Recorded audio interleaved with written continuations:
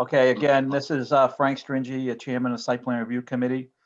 This is site plan review for 505 Squire Road, also known as the Showcase Cinema site, for construction of 91,000 square foot Amazon distribution facility. I'd like to introduce the city staff that are on, including myself, Robert O'Brien, Economic Development Director. We have Paul Cheever, Deputy Fire Chief, Don Charamello, Superintendent of DPW, Nick Rystrom, City Engineer, Paul Argenzio, DPW Superintendent also, and who else from the city side? I think that's it. Dana Brangiaforti, City Assessor, was supposed to be on, as well as our Building Inspector, Louis Caviano. You have Dave Callahan. Dave Callahan is here, our Police Chief also, and our City Councilor, Richard Serino. With that, Larry, you can introduce your team, and then we can start the presentation. Sure. Since you have two Larry Bales up, and maybe I'll start and segue into Larry. And Larry, don't be offended because I know you're much better looking than I am. And so, but my name is Attorney Jerry D'Ambrosio. I think I know many people on this call, and I'd like to bid a good morning to everybody on Revere Site Plan Review Committee. I represent Northbridge Partners as well as Amazon Logistics in the project that's before you and the filings that are before you. Here today will be Larry Bales of Bales Associates. Larry is the primary civil engineer on the project, along with members of his firm. We also have Brian Orr of Northbridge Partners. He's also on the call today and will be presenting in part. Northbridge, you may recall, is the purchaser of 565 Squire Road. And then finally, we also have Brad Griggs, who is representing Amazon Logistics as well in today's presentation. But before I get to that presentation, I do want to take a quick moment to thank Bob O'Brien, Frank Stringy, Ward Councilor Ricky Serino, and really the entire City Hall staff, including the fire department, the building department, the police department. As we all know, sometimes projects this large can be complicated and nuanced. And I want to say from the outset that the City of Revere and their entire team has been extremely, extremely collaborative and professional. And we really do appreciate that professionalism, and we'd like to thank you for it. That said, no further ado, Larry. Thank you, Jerry. I believe my name is showing up multiple times simply because when we received the Zoom invitation, we forwarded it to everybody on the team. And before I get going, Frank, since you're hosting this, how much time do we have for a presentation? Oh, we have at least an hour. Okay. So, and we got a little bit of a late start. Does this end at 11 o'clock?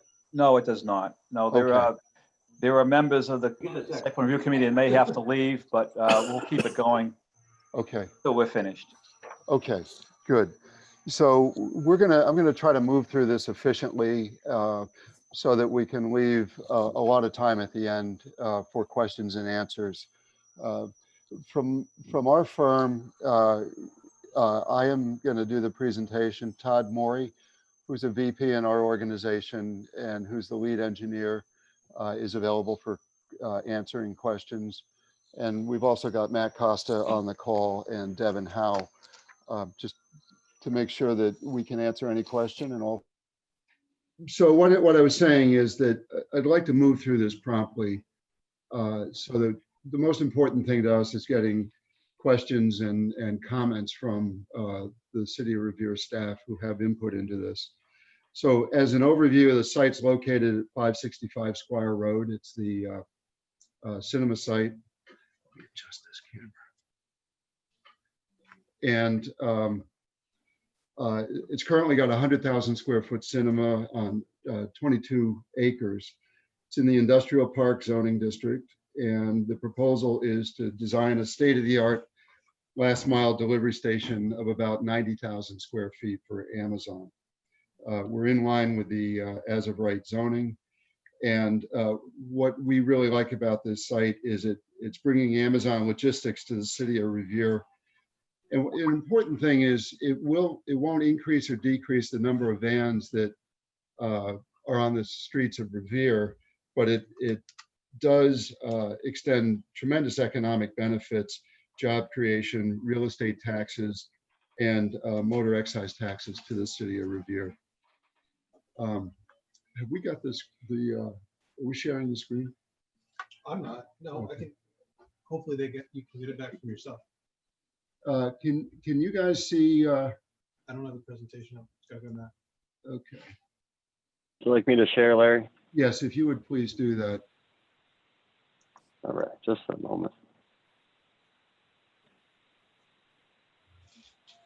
Okay. All an audience, or is it just panelists? Excuse me? Ashley, is this all panelists, or is there anyone from the public on this? This is all panelists, I believe. That's correct. Is there Okay, another Matt. option that you would like to change? I don't think Councilor Sereno has a copy of this or has seen it in the past, though. I have not. No, this is my first time seeing it. And I don't have a copy. Councilor Serena, if you'd like to contact me, I'll be happy to go over with you. Okay. So what we have done You can see my is, screen, right? yeah. Can everybody see the screen now? Yeah. Yes. Yes. So it says Northbridge Partners Site Plan Review Committee. What's that? Yeah. Yeah, we see it. Okay. So we filed a set of plans with the city on Wednesday of last week. And we also filed a set of plans with the Conservation Commission on Friday. So the city has a complete set of drawings. I think it's about 22 sheets, as well as the stormwater management plan and the operation and maintenance plan. So we'll provide an overview of all that. Matt, if you could move to the next picture, the project overview.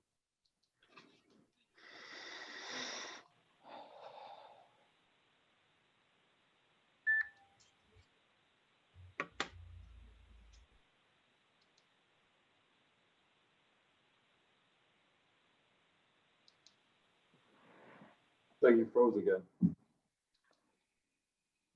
I'm getting for some reason, our office is in downtown Boston and the internet's kind of unstable right now, but we'll keep going. This is the site. As we move through these drawings, sometimes we'll talk about the right-hand side of the site and the left-hand side of the site. So the right-hand side is Route 1, and then the left-hand side is where Town Line Brook is. And for orientation north and south, north is really to the top of the drawing and south is to the bottom of the drawing. For orientation, we have Town Line Brook on the left-hand side of this flowing past the site. It's a fully developed site. It's surrounded by a fairly robust roadway network, including Squire Road and Route 1 right at the interchange there. And significantly on the right-hand side, this guided some of the design development is the Rumney Marsh, which is an area of critical environmental concern. And then early on in some of our meetings, it was mentioned to us that there's an important residential neighborhood to the northwest of the site, upper left-hand corner. And a suggestion was made that we consider ways of buffering that neighborhood as we developed our design. Next slide, Matt. This is a copy of the zoning map, and we are right in the center there where it says 565 Squire Road, and it is the industrial park IP zone, which allows e-commerce retail sales. Next slide, Matt. We do have a fairly rigorous permitting process. We do have review by the City of Revere Conservation Commission. We're under the jurisdiction of the Conservation Commission because we are in a flood zone. Portions of the site flood during a 100-year storm event. We've designed to respect that.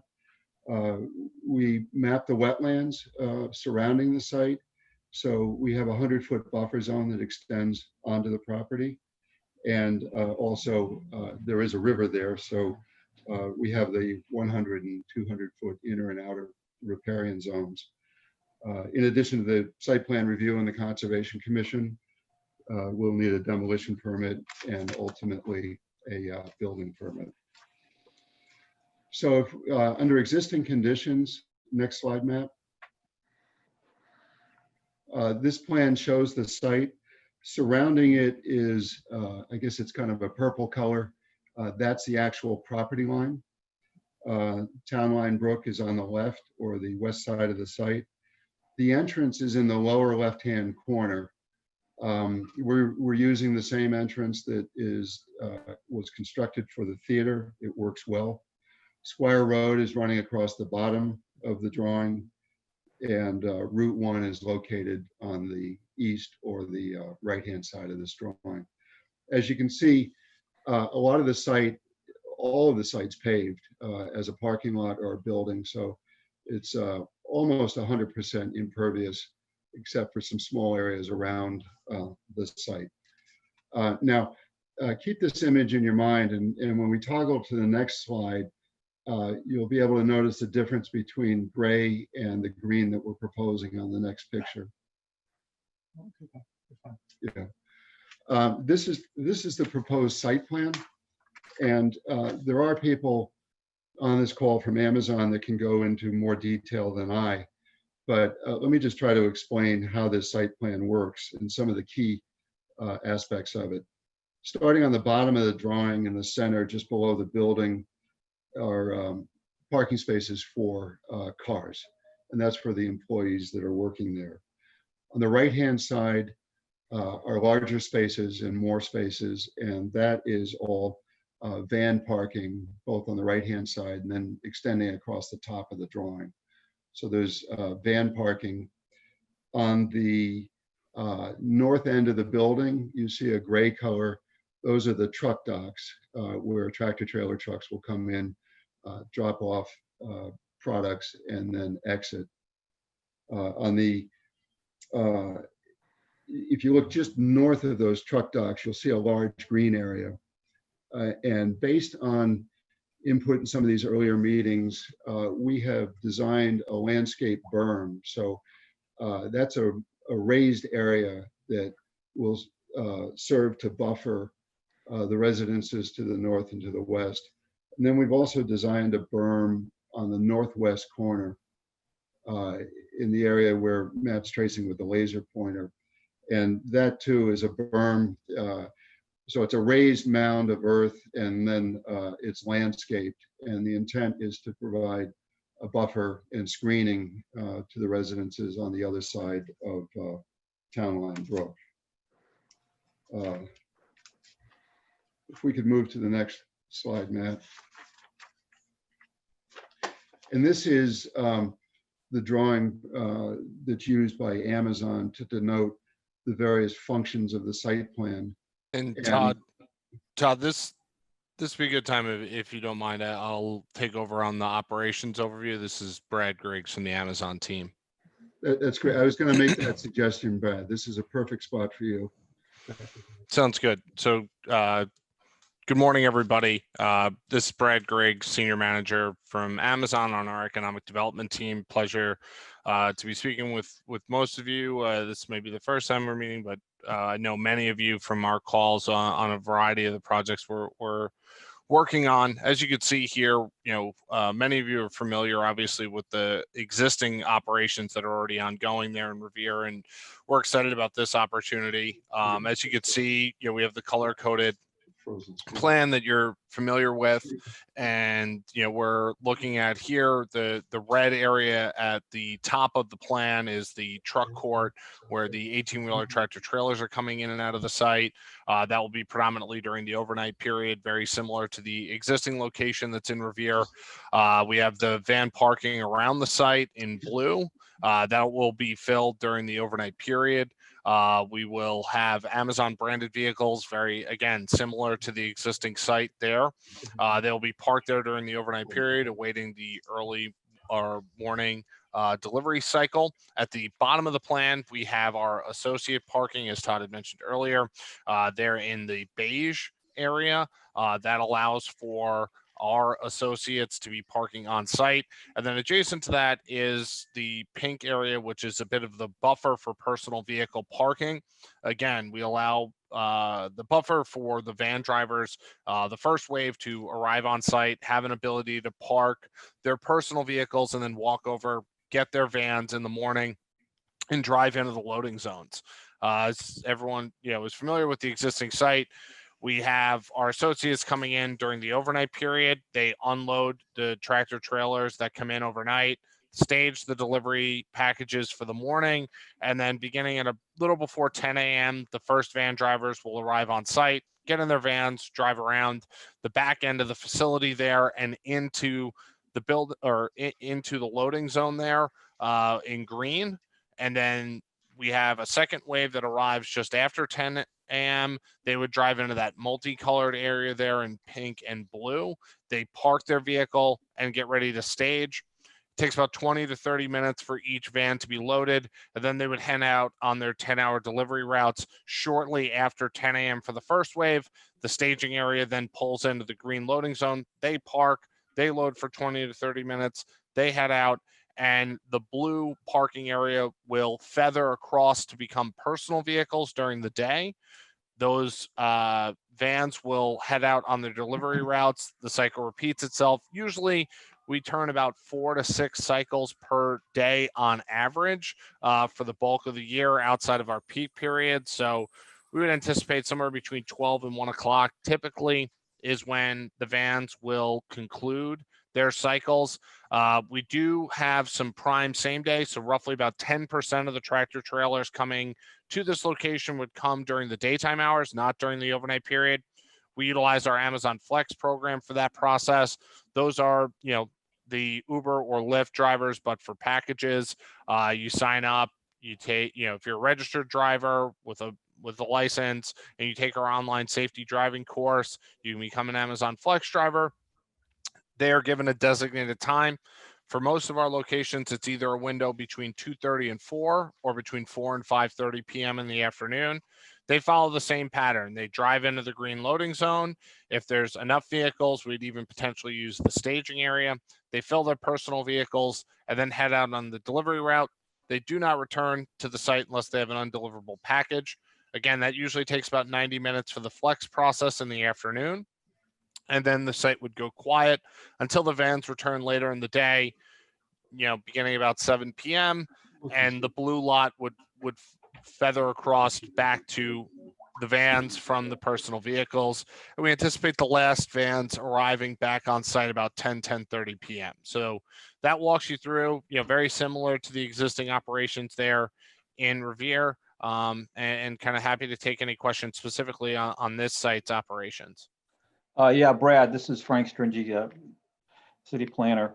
One of the biggest issues was to protect that neighborhood to the north from noise extending from the large tractor trailers coming in the middle of the night to early morning hours and their backup signals and lights. What is the timing again of those? They're coming in at what time and leaving at what time? Sure. So we anticipate, and I don't have the exact traffic numbers in front of me. We'd have to pull those, but we would anticipate the tractor trailers coming typically between 10 p.m. and 6 a.m. during the overnight time, but they're staggered throughout the night. And it takes, depending on how the tractor trailer is loaded, it could take either anywhere from 20 minutes to 2 hours to unload an individual trailer. Okay. Well, the noise concerns are the backup signals and the noises they make. Mhm. And we have to mitigate that completely. And Larry did a decent job with the berms and the landscaping. We're gonna have to take a look at that even further and see if we can even mitigate that even more, with even maybe noise abatement fencing or something like that, of that nature. This could come up as an issue throughout the operation of your delivery station here from the neighborhood. So we'd rather get ahead of it now and address it completely. Right, on the berm, could we address that by shrubbery and trees and so forth into the berm areas, and as opposed to structures like fence, which would be a little softer? And maybe part of that plan is you got to show us how you're using that truck turnaround. Maybe that's going to help minimize the noise from these trucks. So in the north side of the building, you have the backups, but you also have a truck turnaround. Maybe that's part of that. So Frank, that's a good suggestion. The thing that comes to my mind based on your suggestion is we have a green strip right to the left of the truck docks. And I think that would be a great place to put a sound barrier or a sound wall, because the best way to buffer sound is to have your barrier close to the sound emitter. So the closer you are, the more impact you have on reducing that sound. So why don't we take a look at that and come back with a recommendation on it? Yeah, I would look at that as well as any other measures we can undertake, even increasing the landscaping in those gap areas along the brook where we can with evergreens, to have a kind of a thick natural fence that does a good job in abating noise. But I agree totally that we need a sound barrier fence right around that turnaround and right up against that area where you just suggested. So definitely come back, take a further look at that and see where you can shore this up even more in terms of noise mitigation. And to piggyback on what Frank is saying, just wondering, when the tractor trailers are coming in, do you know, like, from what direction they'll be? I know where they'll be entering on the site, but will they be coming in through Squire Road or Route 1 or Linden Square? Because right on the southerly end, if you were to mirror this, or you guys know where the Stop and Shop is across Squire Road. Right after Stop and Shop, there's a residential neighborhood, the Washington Ave neighborhood, Sherman Street. And I actually get calls from 770 Washington Ave, which is that condo building across from Stop and Shop, about noise when they're working on Route 1. So I know noise actually does tend to carry in that neighborhood. So I'm afraid that with tractor trailers coming all hours of the night, people are going to hear them. Not only even there, but also streets off of Squire Road, right opposite Copeland Circle, have expressed to me, they hear traffic at night too. Are they going to hear these tractor trailers, 18-wheelers, coming down Squire Road and onto the Amazon site? So I don't know what can be done about that, but would the tractor trailers be mostly coming off Route 1 right there and entering the site to kind of minimize that impact kind of on the larger scale? That's a good point, Counselor. What we're going to do is execute a traffic management plan with Amazon for traffic coming in and out of the site for these large tractor trailers, that they have to take a left out of the site and get on Route 1 north and south via Copeland Circle, so they don't impact any of the neighborhoods around one of the side streets. That would be great. So Frank, if we should probably keep going through this Sure. slide. I'd like to take a brief moment to talk a little bit about the utilities, and then we have Rebecca Brown, our traffic engineer, on this call as well. Like everybody else, she's identified as Lawrence M. Beals, but she knows a lot more about traffic than I do. So when we get to those, she can present some more information. But this is our drainage design. And we've tried to balance the drainage so that it more or less imitates the existing drainage that's out there. The site, if you draw a line north to south right through the center of the building and the site, there's a drainage divide there. And everything to the right-hand side is collected in a series of pipes and catch basins and manholes and is discharged to Rumney Marsh. And then on the left-hand side of that drawing, there's a similar network of catch basins and pipes that conveys the stormwater runoff into the town line brook. The design has been done to reduce the rate and the volume of runoff. It balances the discharge from one side to the other.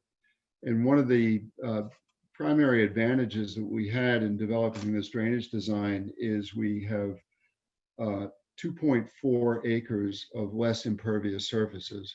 So anytime you take an impervious site and make it more permeable and more pervious, it helps in the reduction of both the rate and the volume of runoff. Knowing the sensitive nature of where we are located,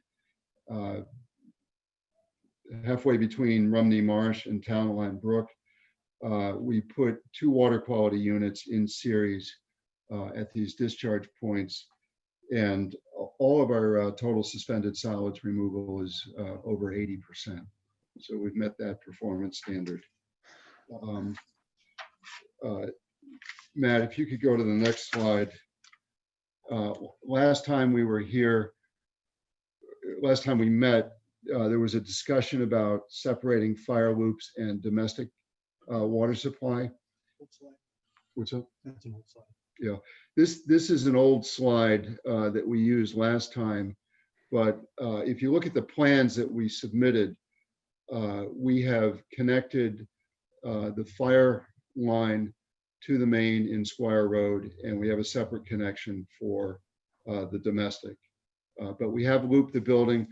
We had a very helpful conversation with Deputy Chief Cheever yesterday, where we discussed access to the fire room, and Deputy Chief had raised the issue last time that we had some parking in front of the fire room doors, but that room has been rotated 90 degrees, so it's accessible from the front of the building, and there's more a larger sidewalk there. And he made a suggestion that we move one of the handicap spaces to give them even more elbow room, and also had a good suggestion on the placement of the hydrant in that area. It was a cursory review. I'm sure he's going to look at these plans in much more detail, but we're addressing those issues as we go. So to explain this. Larry, this is Nick Rystrom. Just to ask, I just wanted to clarify. You said that, so the loop, I know this is outdated, this plan, but you said that the loop is going to be fire protection, and then there's going to be a separate connection from the main on Squire that comes in for the domestic. Is that right? Correct. Okay. Do you have an updated plan that you can circulate after this meeting? Which would be hire a surveyor. A Yeah, surveyor. yeah. Well, we've already submitted it to the city, and Are you planning on building or doing construction or selling? Or- I think we've got. Okay, so you definitely would have to contact a surveyor. Okay, good. Yes, we can. You know what I can do is we have a Dropbox link that includes all the information that we've submitted to the city. So I think there's probably a source within the city, but if you'd like, we can send you the Dropbox link, and then you have the most current set of plans. Yeah, Nick, this is Frank. If you go on the site plan review citizen serve for this address, you'll see the documents that they've uploaded. And I believe those most recent plans should be in that. Okay, I'll take a look. Thank you. Nick, if you can't find them, let us know, and we'll send you the Dropbox link. Okay, great. Thank you. So just to explain the colors, the blue is the water loop around the building. There's a yellow color towards the bottom of the drawing, which is electric and telephone. We've separated the fire and the domestic. We have a couple of generators located on the site. Matt, if you can point to those. And the electric and the gas come into the building from the left side of this drawing. The orange color is the sewer connection. Utilities are fairly simple. Why don't we move to the next drawing? And this is a good explanation of the traffic. And Rebecca, would you like to discuss the traffic a little bit?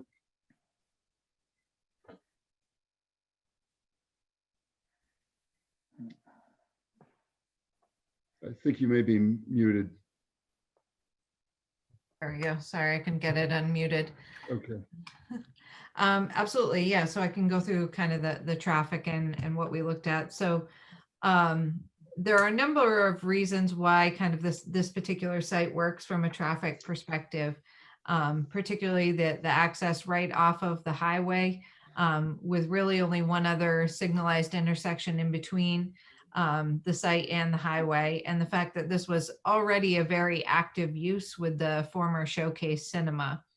And in comparison to that former Showcase Cinema, we're actually generating a significantly less volume of traffic on a daily basis. So it's about 1,600 vehicle trips less on a daily basis than what was previously generated.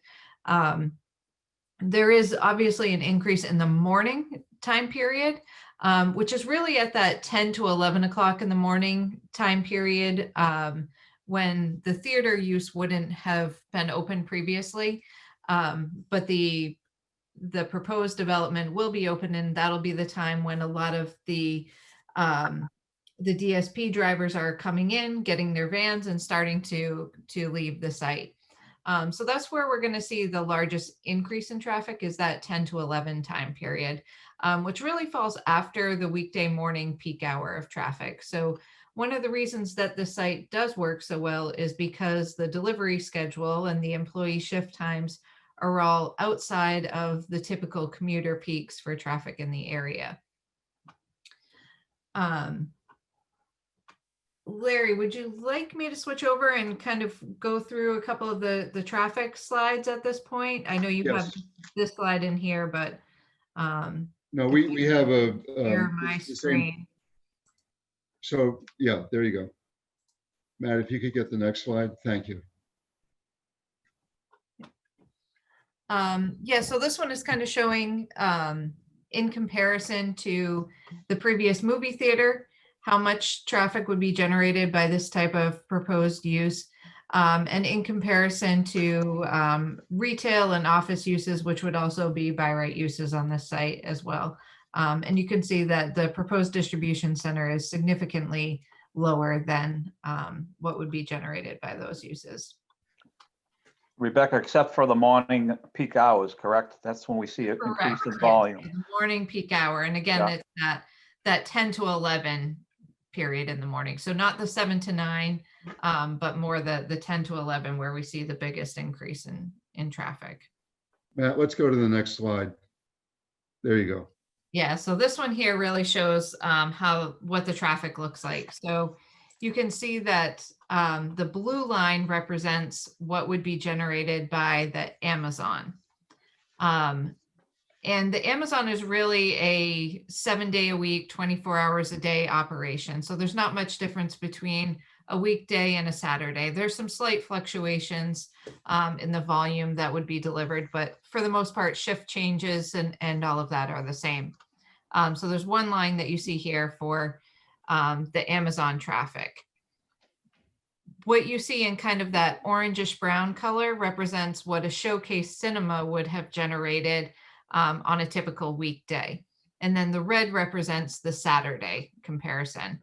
So you can see that really the big difference on a weekday is that midday time period, that 10 to 11 where the traffic is a lot higher from the Amazon development than what it would be by the Showcase Cinema. And that's just by the fact that the Showcase Cinema isn't open at that time of day.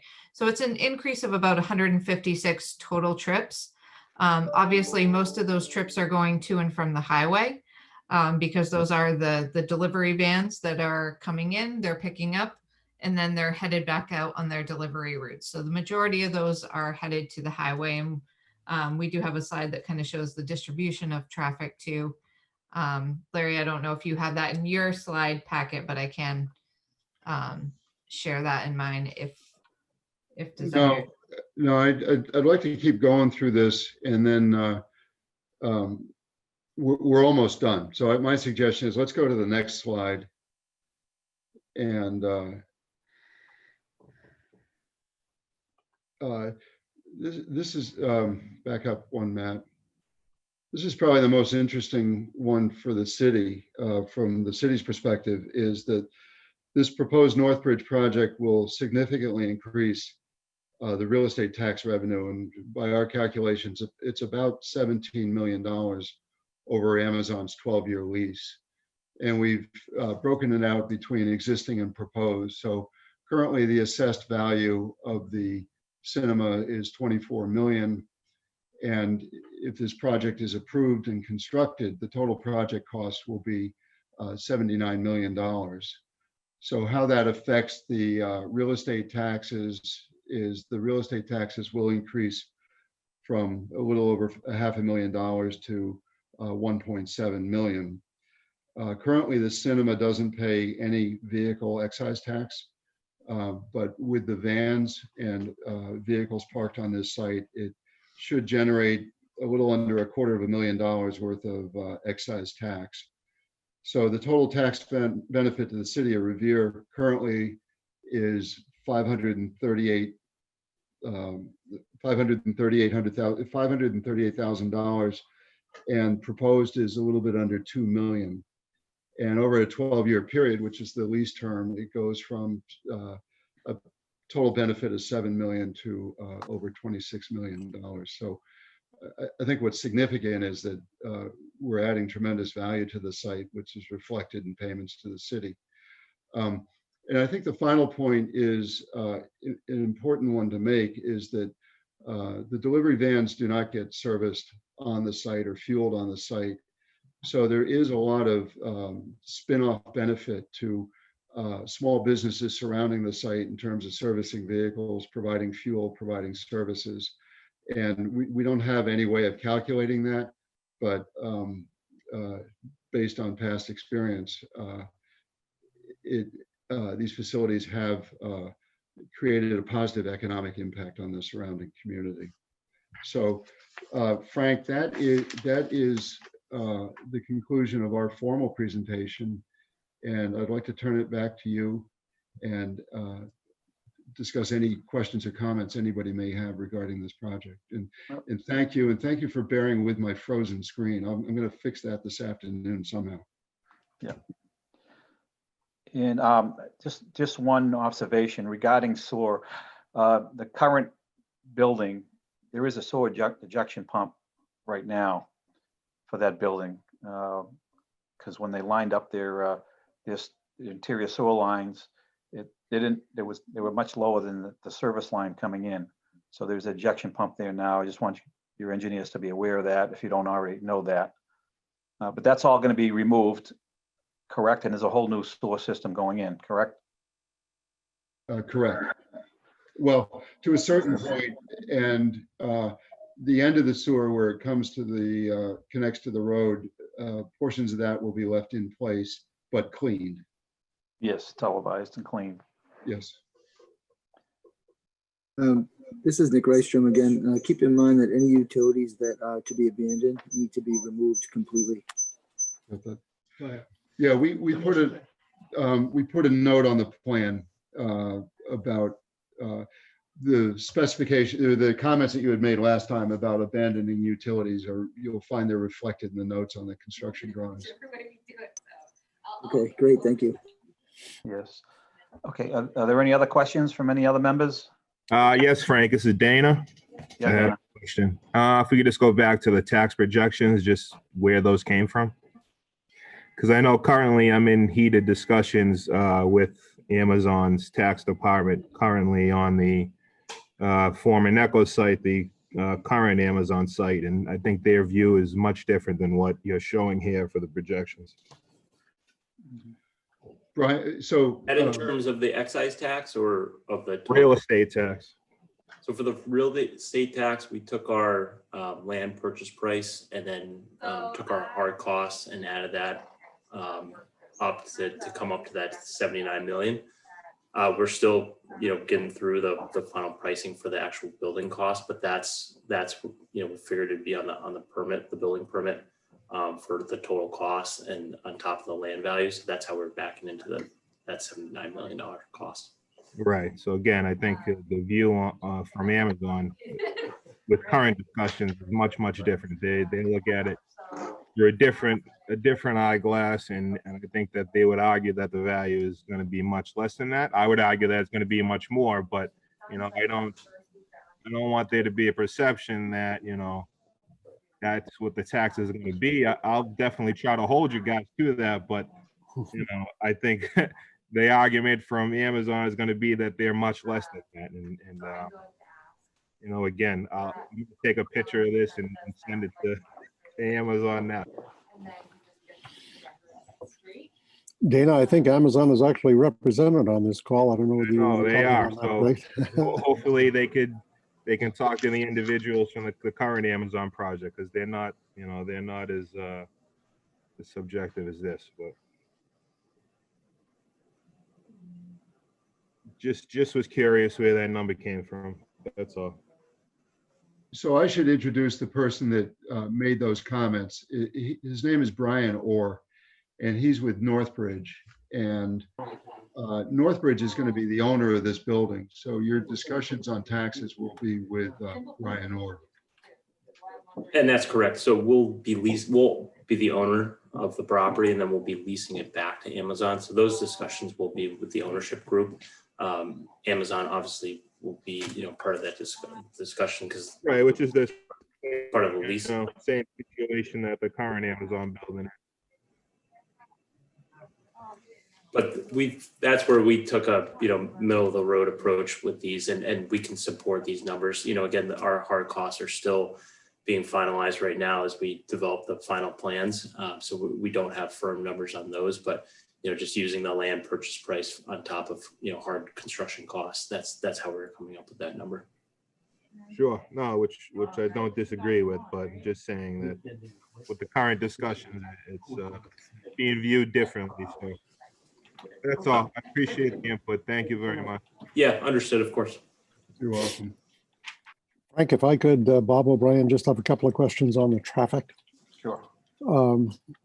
Rachel, just a couple of observations. I understand that at least a preliminary traffic plan has been uploaded to CitizenServe. I haven't seen that yet, so some of these might be addressed in that study, and if not, I'm sure they will be. But a couple of points that I would make. Almost more important than the volume of traffic at this site is the routing of traffic. As the counselor has indicated, if the traffic heads into local neighborhoods, it becomes problematic. If they do most of their circulation to and through the highway, that's obviously considerably more acceptable. So the routing of traffic is extremely important.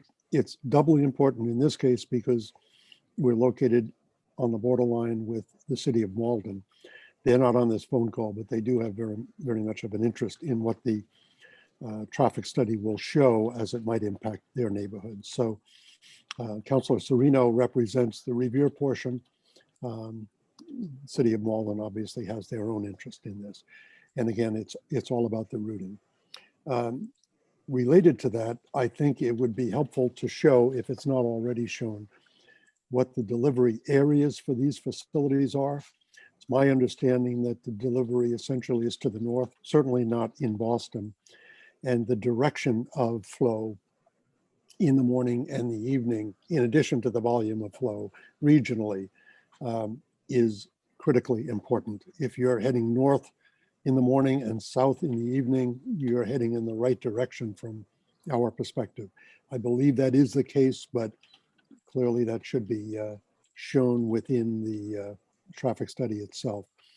Finally, I would note that Amazon will now have 2 delivery stations, as has been noted, one at the former NECO site and one at this site. I would be very interested, as we have indicated in preliminary discussions, in knowing what impact, if any, this facility will have on traffic distribution patterns out of that facility. So if the traffic study for Showcase takes into account what is already happening at NECO and whether it will impact it for better or for worse, that would also be very relevant information. I will also just add that our experience on the NECO site is that because the vans tend to be loaded and then sent on their routes, that there is kind of a natural metering of traffic. So at no point do you have 50 vehicles waiting to go out onto the highway.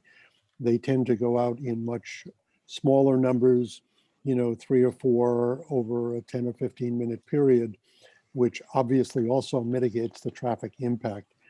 So if you reduce it to an hour or to even 15 minutes, perhaps you could begin to show that effect, which, as I say, is positive and reassuring in terms of traffic circulation, both locally and regionally. So those would be my comments, and you may already have addressed them in the study, but if not, I presume you will.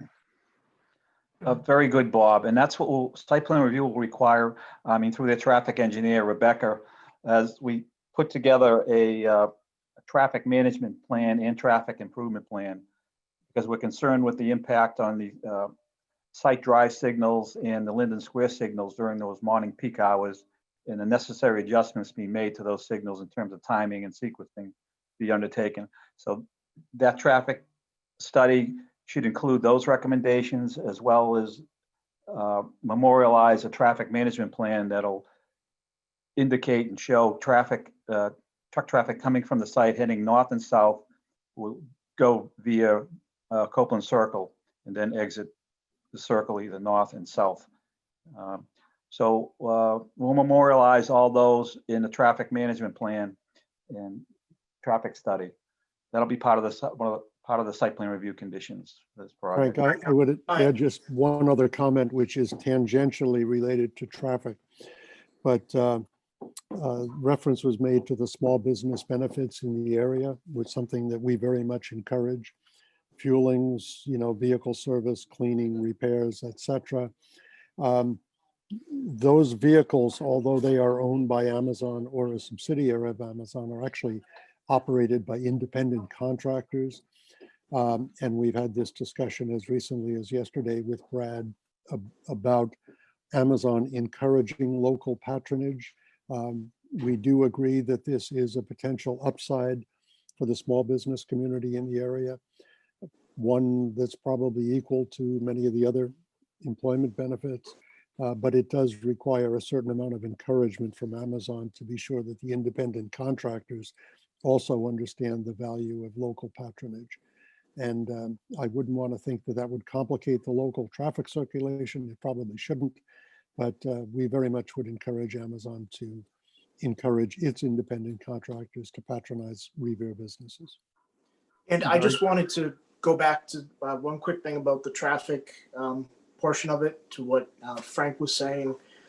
As part of that study, so Revere is serviced when you're going on Route 1 for Route 1 South in West Revere. You can get onto Route 1 South off Sargent Street up in North Revere. Route 1 North is a little trickier. You really can only access Route 1 North from Copeland Circle and then up by Linden Block and Salem Street. So a lot of people from West Revere, which is the neighborhood that I represent, utilize Copeland Circle to go Route 1 North. So at certain points, I just would be a little concerned because there are times of the day where traffic it kind of queues up to get onto Route 1 North around Copeland Circle, and sometimes backs up as far as around the 4 Point Sheridan Hotel on the opposite side of Copeland Circle. So I just want to see how any traffic from Amazon could further impact that queue when during those times of days. So as part of the traffic study, if that could be looked into. And I just wanted to make one quick observation, and thank you guys for planning to kind of buffer the the parking lot with greenery and shrubbery and whatnot. One of my main concerns that I was going to bring to this meeting was the aesthetic of the site, because when you're coming into Revere from Route 1, it's the first thing that people see. It's the first impression of our city as people get off of Route 1 into Copeland Circle to travel Squire Road. People go into the airport, and it really needs to kind of have curb appeal. You know, for years, the Showcase Cinema was nice, but it was a parking lot with just a building. And I think if, by adding the greenery, we really have an opportunity to kind of spruce it up and make it look nice as people are coming into the city. So I just want to thank you for that. And I'm hoping, maybe further down the line, will we be able to see samples of what that will look like and how that will be developed? I would appreciate that. Thank you very much, guys. One other thing, Counselor, the last time we spoke about the existing standing signs for the theater that are up there, those cannot be used unless they're accessory in nature as they are now. So in that, Northbridge realizes they can't use those signs for billboards. So the plan is to remove those signs completely. I don't think Amazon has any use for them. And so that would be great. That would be really nice to get rid of those. Yes, so that's an added aesthetic improvement, as well as significant amount of landscaping that the site will be undergone at the site. So it's we see it as a beautification in terms of green space compared to what exists there now. And we'll try to beef that up even more. Frank, if I could add just one more thing, following up on the councilor's suggestion. There are times, particularly on the weekend, when Copeland Circle and the access to Route 1 North does get somewhat congested. For more knowledgeable local residents, there are ways around that through Linden Square and Malden, etc.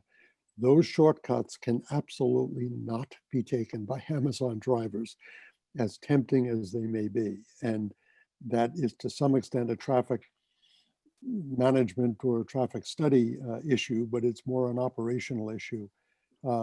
Shortcuts via local streets just cannot be allowed. And it will be pretty visible, obviously, if you've got an Amazon branded truck doing that with any regularity. But I would just note that for the record. Okay. And I can tell you that collaboratively,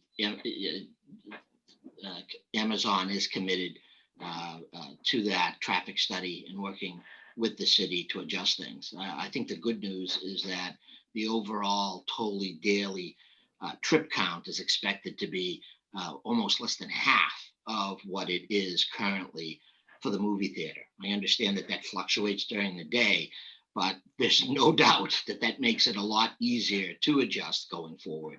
I'd rather have numbers like this that are at really half the daily trips, as opposed to be looking at it the other way, where it's actually more cars. So I think with a good collaborative effort, an enhanced traffic study, and a good traffic management plan, which they are going to implement, I think this is going to be a fairly manageable issue.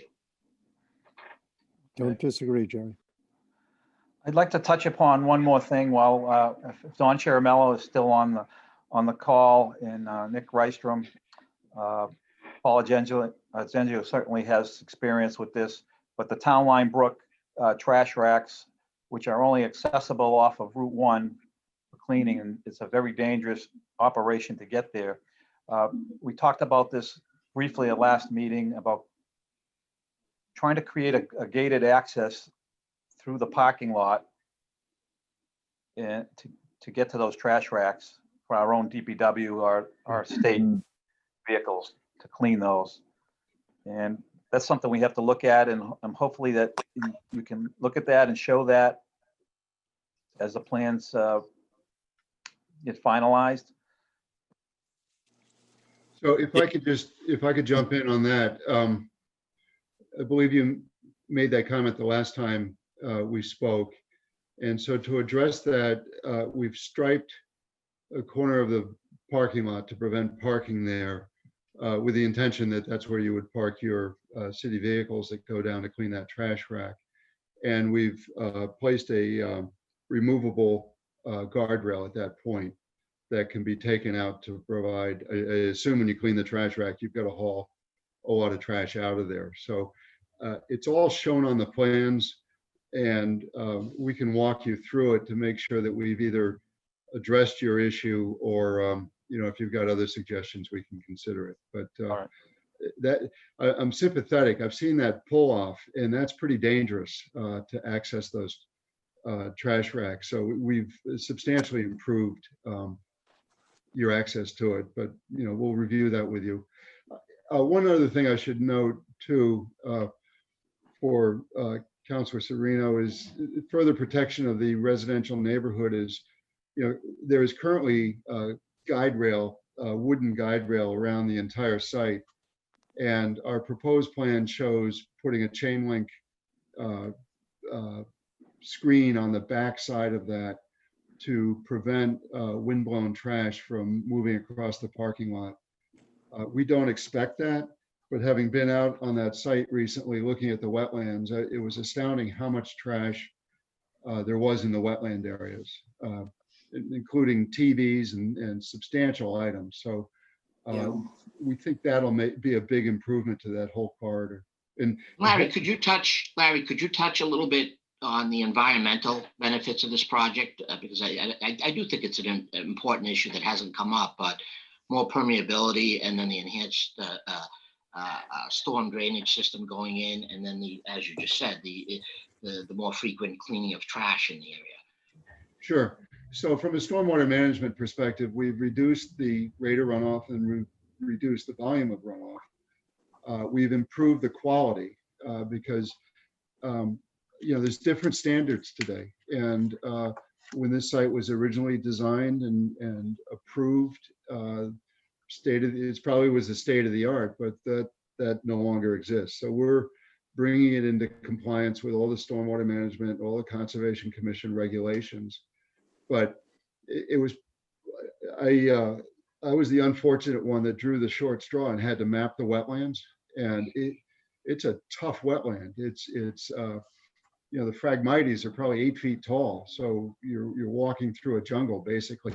And I was astounded at how much trash was in there. And there were pizza boxes and things of that sort, but there were cans of oil and things that shouldn't be. So with Northbridge's ownership of this, there'll be a regular maintenance plan, cleaning of the parking lot, cleaning the trash out of the trash screens to prevent it from blowing into that corridor. As we said in the beginning, it's a short stretch of river before you're actually into the area of critical environmental concern. So, that information doesn't really resonate in a set of site plans, but if you take a look at all the details, we've done everything we can to make this a far better site than what exists out there today. I'm glad you mentioned that, Larry, because that's a standard condition of site plan review that'll be incorporated in our site plan review report, that a site maintenance agreement and landscaping agreement be executed in terms of yearly responsibilities from the owner of the property. So I'm glad you raised that.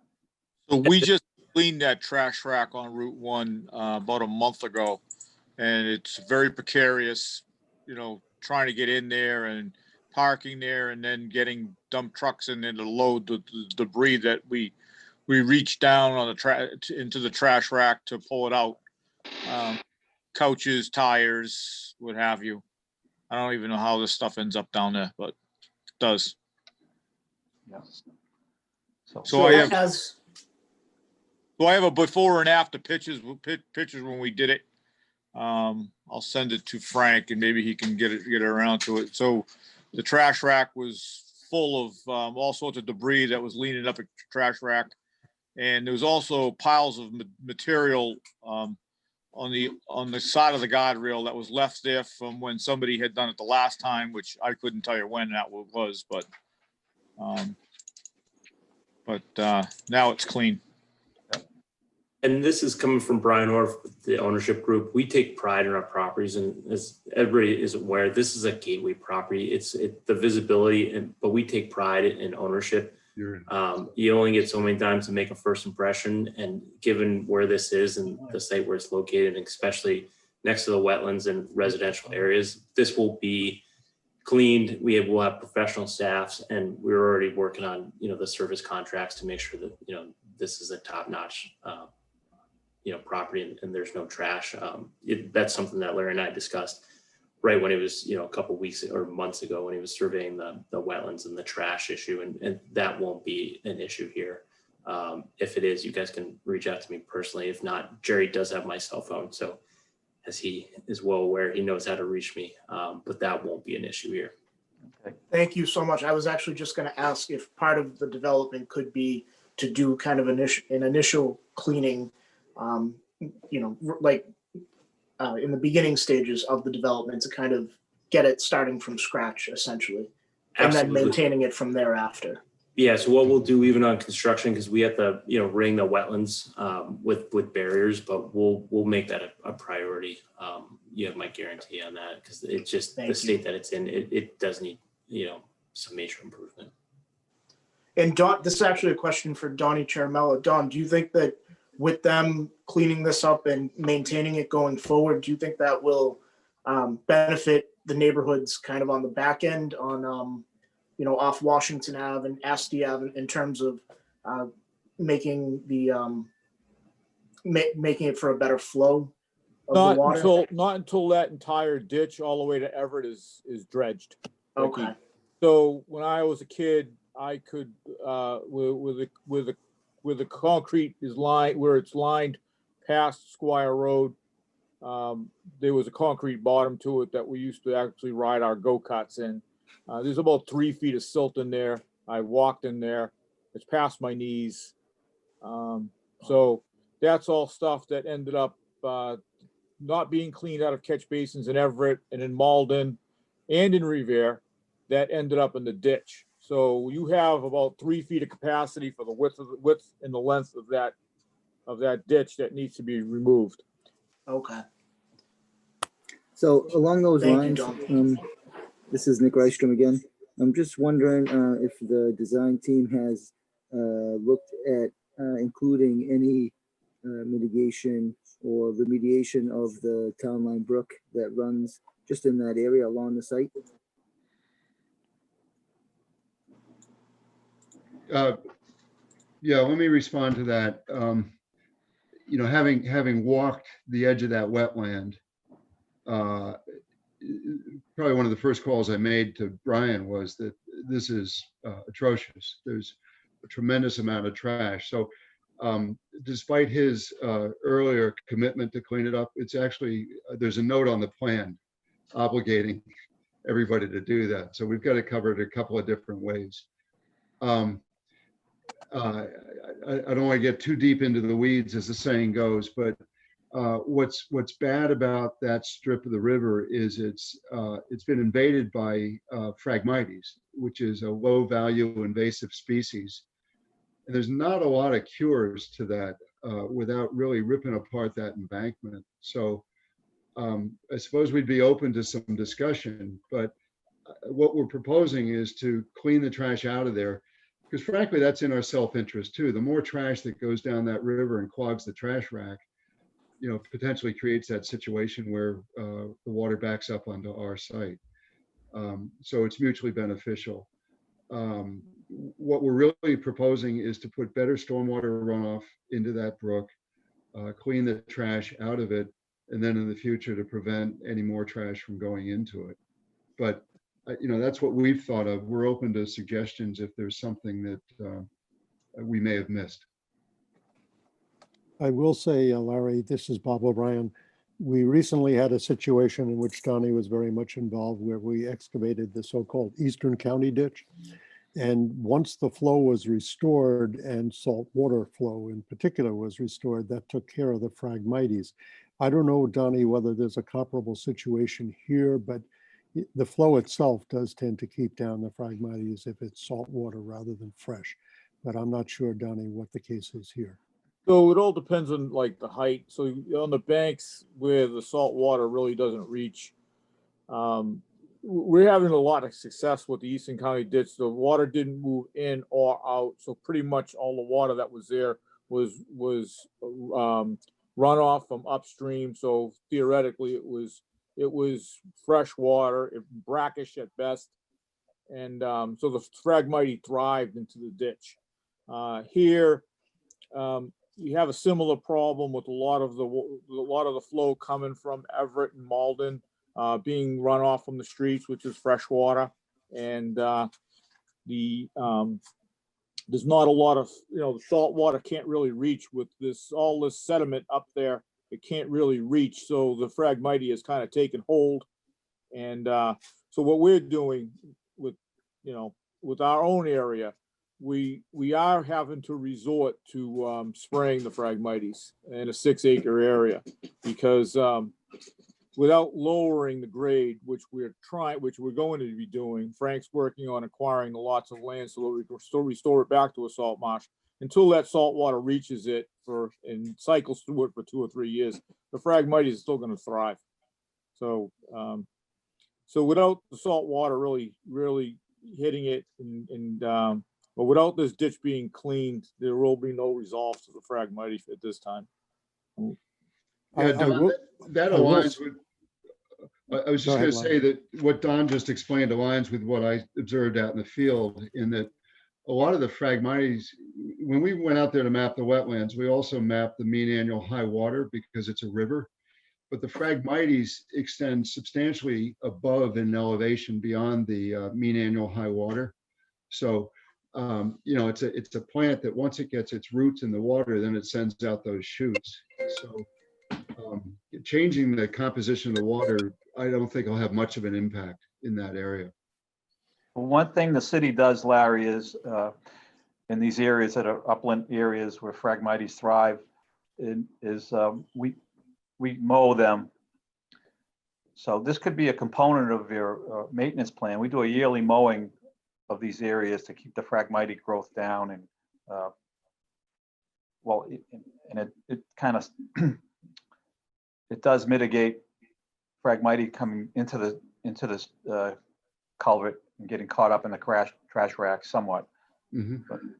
Brian, beyond Bob O'Brien again, beyond the benefits of cleaning up the trash, which are kind of obvious, it does seem to me that discussing maybe some collaborative effort to restore the flow would be worthwhile, because as the counselor has suggested, once these ditches begin to flow again, it has tremendously beneficial effects on drainage in the residential communities. I just searched. In the Eastern County ditch, it has completely eliminated flooding in the area around it in residential communities that were regularly inundated. So this might be a mitigation measure that would be perhaps mutually beneficial, but certainly community beneficial, that we might want to talk about in addition to the very commendable commitment to clean up the trash. Okay, perfect. Why don't we follow up with that? That can be one of the follow-up items, and I'll work with Larry and Todd and come up with some plans and ideas, and we'll follow up with you guys on that. Thank you. Great. Let's see, are there any other questions? Did we miss anything? Any other concerns? Just a quick question, Frank. Has the traffic plan actually been submitted, or is it in the midst of being updated? The reason I ask, in addition to my own interest in it, is I need to get something to the city of Malden. So yeah, I'm not sure what the scope and schedule is, but I did notice, and I'll refer to Rebecca. I saw a traffic study uploaded on Citizen Serve as part of your submittals, and I didn't get a chance to review it yet. But is that an extensive study that reaches into the discussion we talked about? Sure. Yeah, so I can respond to that question. So the study that was submitted really looks at the trip generation comparison and the distribution of those trips. And based on the comments that we received at our preliminary meeting a couple weeks ago, we are updating that traffic study to actually do some analysis of the site driveway intersection with Squire Road to look at whether there's any timing changes that are needed, particularly for the morning time period. That was the main concern, because we are increasing the traffic in the morning time period. So to look at whether there's any timing changes that are needed there.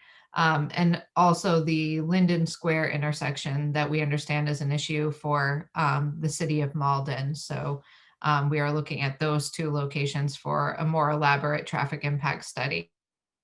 But the one that we submitted does provide preliminary information about how much traffic would be generated and during what times of day that traffic gets generated.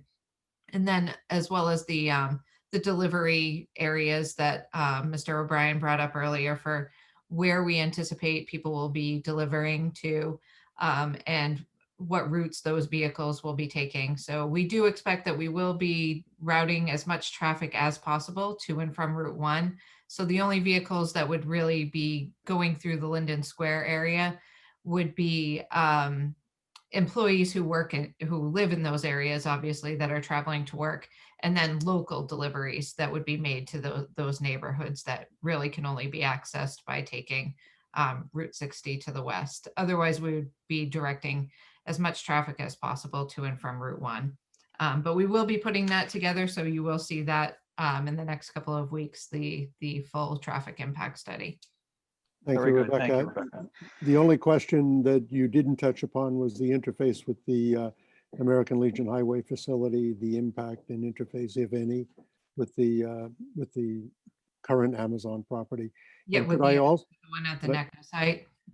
okay, could I also ask that when this traffic study is done, that you send it to me as well as to the counselor directly rather than just through Citizen Serve, since those are somewhat more difficult to access for those outside of the system. Absolutely. Thank you.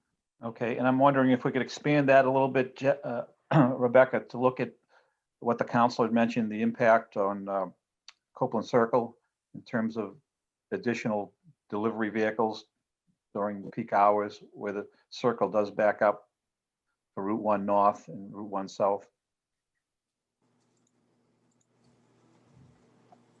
Are you talking about an analysis of the circle itself? Well, yeah, what would be the impact of those additional delivery vehicles on the circle during peak evening and morning hours where the traffic is the highest? And especially on Saturdays, because like Bob O'Brien had mentioned too, obviously during the week, a lot of people tend to go Route 1 South for work, but on Saturdays in particular, people are traveling up, Route 1 to go shopping and to do errands and stuff. So it's more so, I would say on Saturdays would be the biggest for that, the biggest time for that concern.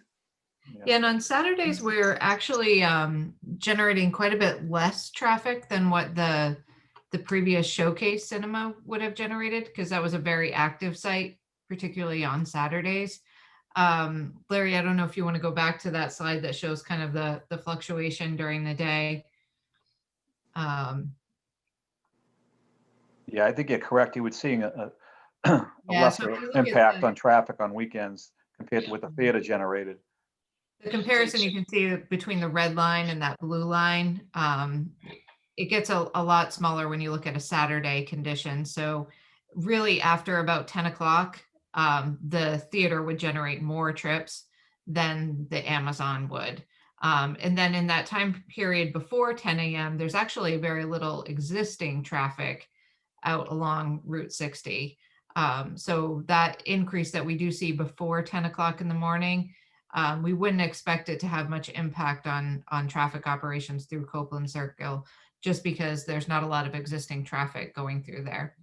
Okay. And the rest of the day, So that what's out there that's now. for Saturday. For I should Yeah. I'm sorry. So I should revise also what I previously said.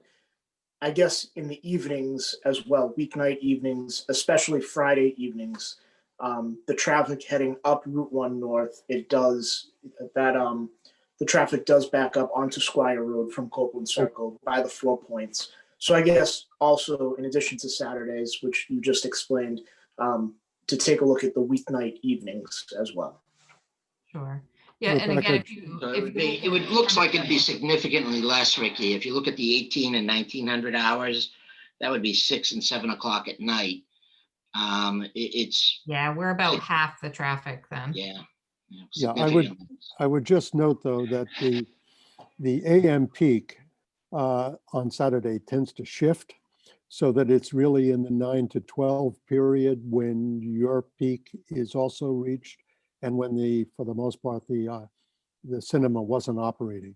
So I know, since I travel all the time, in the morning on Saturday, heading north on Route 1 through Copeland Circle can be very congested, because it's, the recreational peak is different than the business peak, and the direction obviously is different. As the council alluded to, Friday nights are probably the worst. That's different than during the week because you have the Great Escape going on.